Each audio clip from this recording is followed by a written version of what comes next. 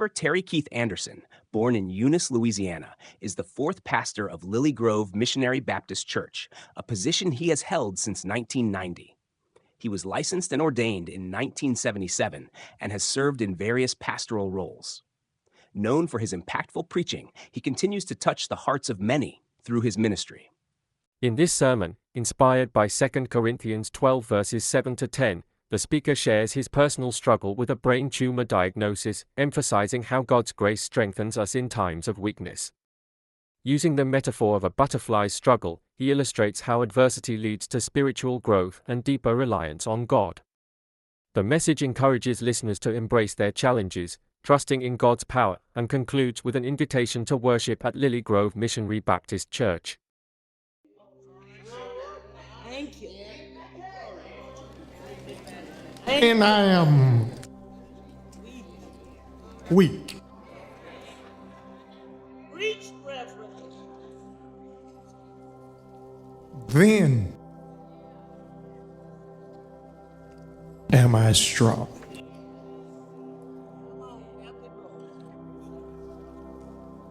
When I am weak, Thank you, God. then am I strong. I want to talk a minute about sitting at the table of brokenness.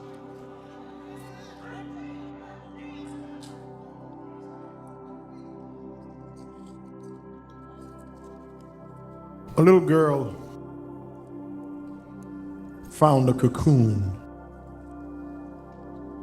and she placed it in a jar in her bedroom because she knew that eventually out of it would come a butterfly. And so she saw that butterfly struggling in a little opening in that cocoon, trying to get out. And she made a larger hole to help the butterfly, in her thinking, get out of its cocoon. And rather than its wings being beautiful and flighty, the wings were drooping, stuck to its body, and it was doomed to a life walking rather than flying. Because in her youthful innocence, she could not know that it was the struggle to get out of the cocoon that made the butterfly strong. It's struggle. It's crisis. It's bad news. It's sickness. It's distress. It's getting tired. It's trying to put one foot in front of the other with the wind in your face. It's the struggle in life that strengthens you to make you strong. But there are some things in life that God is determined that He will not fix until you go through the crucible of suffering. I wish I had a witness. I'm not talking about being shattered, because there's a difference between being shattered and being broken.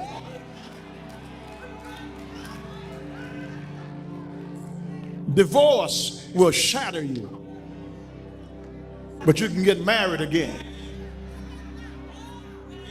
Losing your job can shatter you, but you can get employed again. Being shattered means you can get fixed, but to be broken means God's got to humble you.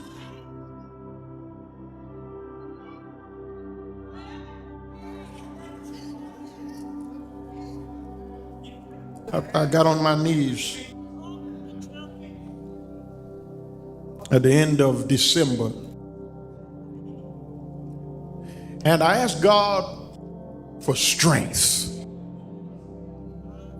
We're getting ready to build this new church, and I want to finish teaching in the book of the Revelation so we can get to this evangelism piece where our church will just explode. I just see God doing marvelous things through the explosive growth that's going on here at Lily Grove. And I ask God to just keep my body strong.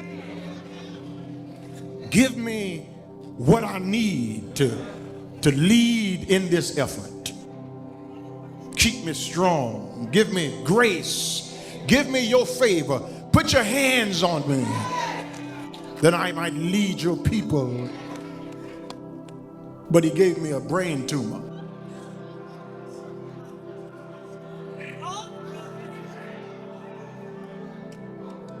I didn't ask for that.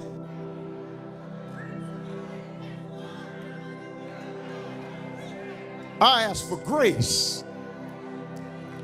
I asked for his hand to be on my life. I asked for strength to lead my church in this effort. I asked him to give me more power this year than he gave me last year. But he gave me a brain tumor.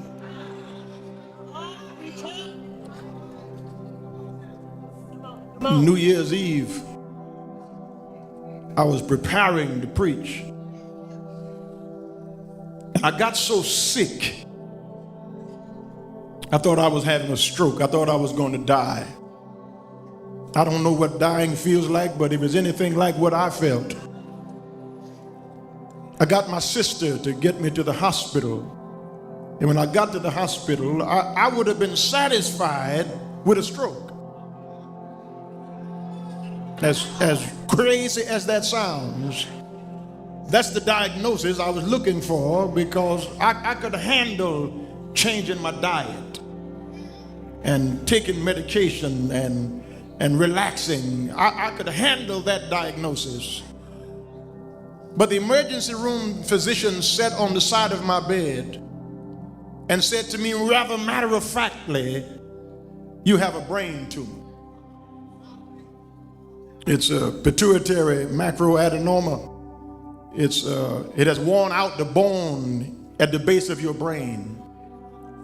It has, for all intents and purposes," he said, "ruined your endocrine function. Your hormone function has been ruined." And the doctor, the neurosurgeons and neuro-ophthalmologists will be able to tell you more later, but I think you will have to be on medication for the rest of your life. And he looked at me and I looked at him. And he said, "Did you understand what I said?" I said, "Yes, I understood perfectly what you said."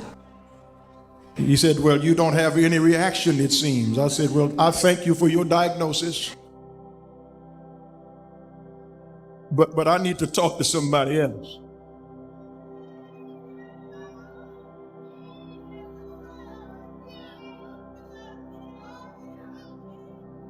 And like Hezekiah, I turned my face to the wall.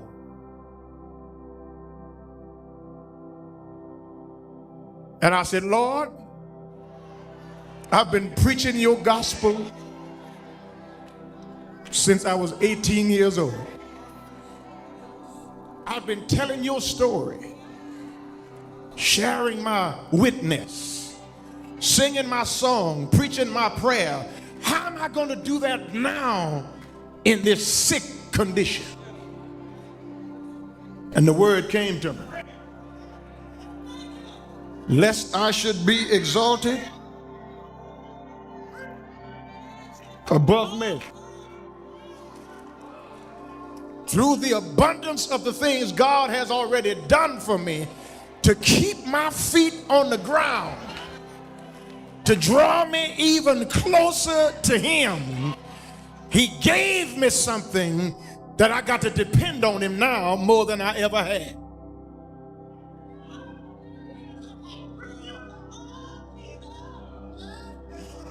Because if I let you do all you got planned to do without me,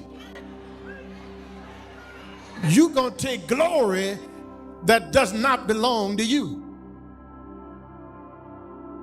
So to keep you humble, to break you, to mold you, to shape you, to keep you where I want you, I've got to make you dependent on me. Because mama's not there, daddy's not there, brothers and sisters will come to visit, but late in the midnight hour, you will need somebody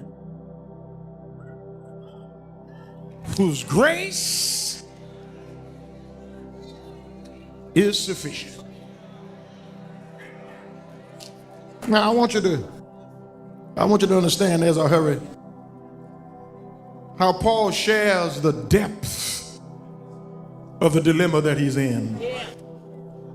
Because he uses the word thorn and buffet. Thorn. It's not a prick from a rose bush. It's a wooden stake that impales you, that every now and then it jugs you, impales you. And then he uses the word buffet, which means to be struck with a blow constantly. I want to talk to somebody here this morning who's being buffeted, who has had a thorn, who has been through your own crisis, or you're going through it right now. Nice little anecdotes, sweet little church sayings won't see you through.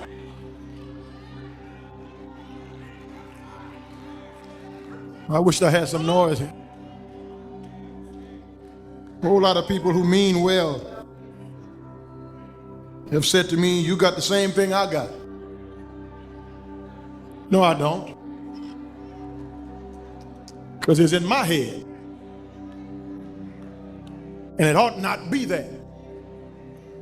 But since it's got there, it didn't catch God by surprise. Now listen, it may have been carried to me by Satan, but it was conceived by God.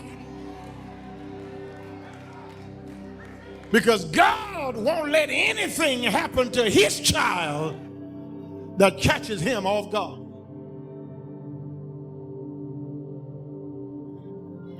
Now, if you haven't been through anything, you sleep right through this message.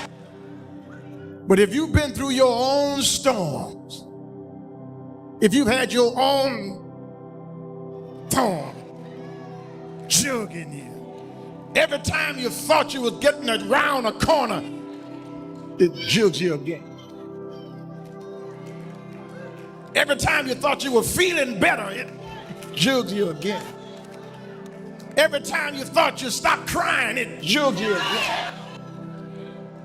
Anybody here? I said, anybody here ever had your own thorn in the flesh? The loss of a child, the loss of a mother, sickness in your body, whatever your thorn is, I've got good news for you. Paul said, I went to the Lord like I went to the Lord and asked him to remove it. I asked the Lord, I can't preach like I want.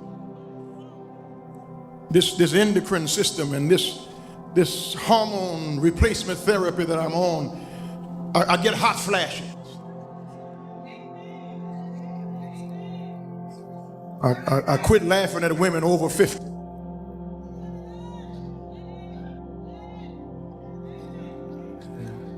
It wakes me up at night.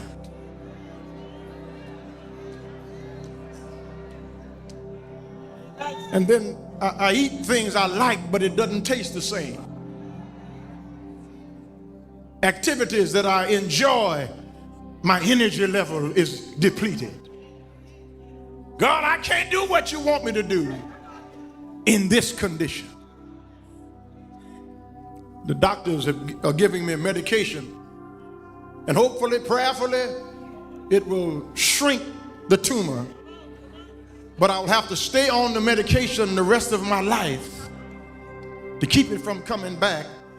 And I will have to wear a medic alert bracelet because I am deficient in a hormone called cortisol. And if I'm unconscious and wind up in an emergency room, you cannot tell by looking at me that I'm suffering from this condition. And doctors will not know that I need this medication. So I need a medic alert bracelet to remind me that I'm still under the doctor's care.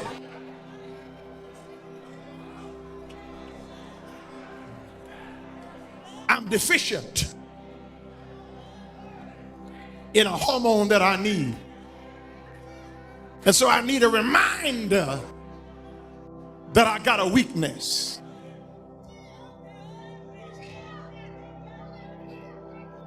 If I don't know who I am, if I lose reasoning and consciousness, I need a reminder that I have a deficiency. Can I take that up a little higher? Every now and then, God has to put me in my place to remind me that I got a deficiency, that without Him, I can do nothing.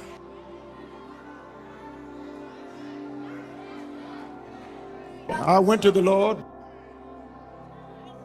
and I asked Him to remove it. But like Paul, I hear him saying, Terry, my grace is sufficient. My grace is enough.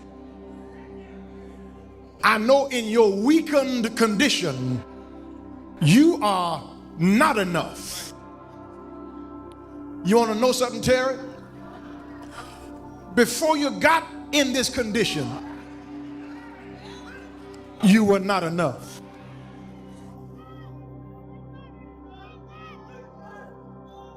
I just kind of let you think you had it going on.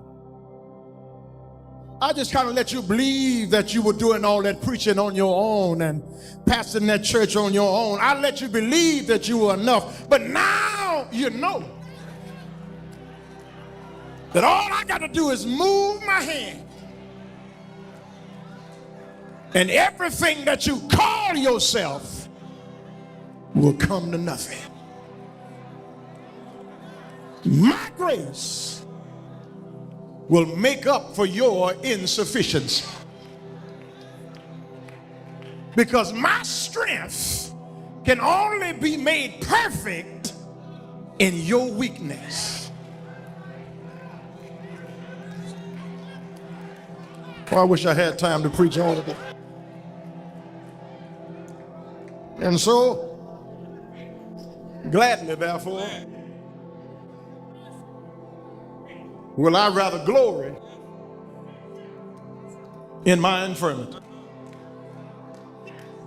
so that in my weakened condition, the power of God may rest upon me. You're going to help me close this, won't you? I wish I could holler right here. Oh, I wish I could holler right here. But in my weakened condition, I've got to depend on his grace. I thought I was doing pretty good. I thought I was a strong Christian. I thought I was a faithful believer. But God said, I'm about to show you something. You ain't seen nothing yet. You thought you was preaching the last 21 years. Wait until I get you where I want you. You really thought you were pastoring Lily Grove? Let me show you something. You're not going to be able to make a step unless I walk with you. You're not going to be able to stand and preach unless I stand up in you. It's going to be my power that they see and not yours. And when they shout, it won't be on your preaching. It will be because my grace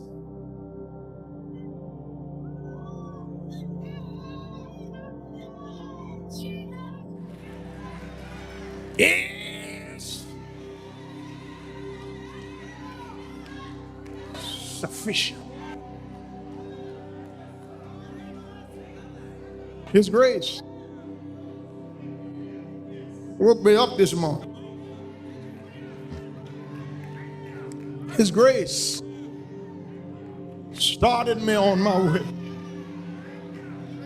His grace is standing me up right now.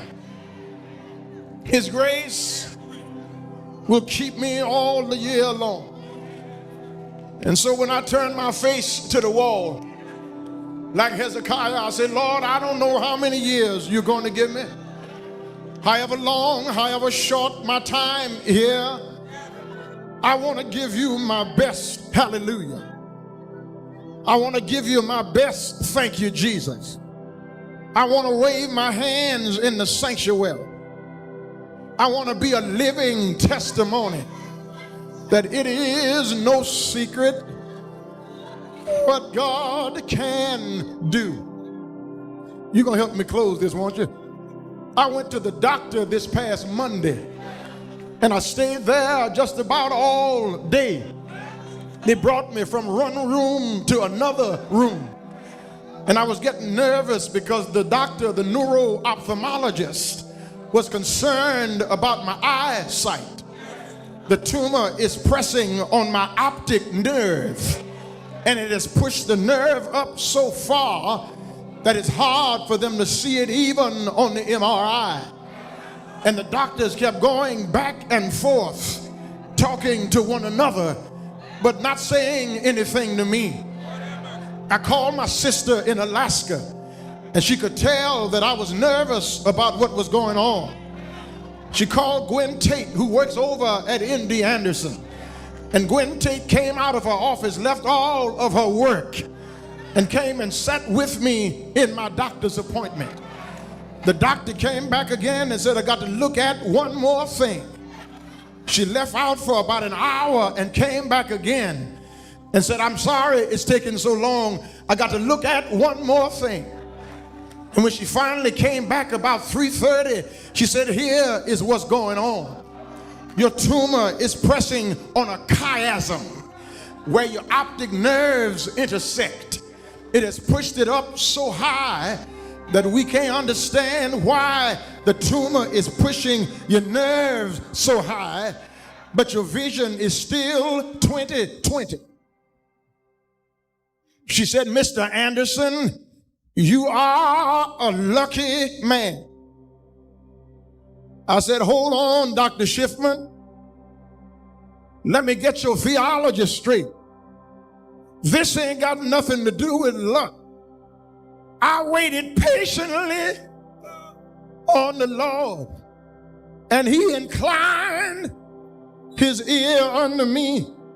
He took my feet out of the miry clay. Is there anybody here know God answers prayer? Won't he do it? I said, won't he do it? I know I'm standing here too long, but my soul is happy. Why don't you grab somebody? Tell him he will. make a way out of no way. He will pick you up.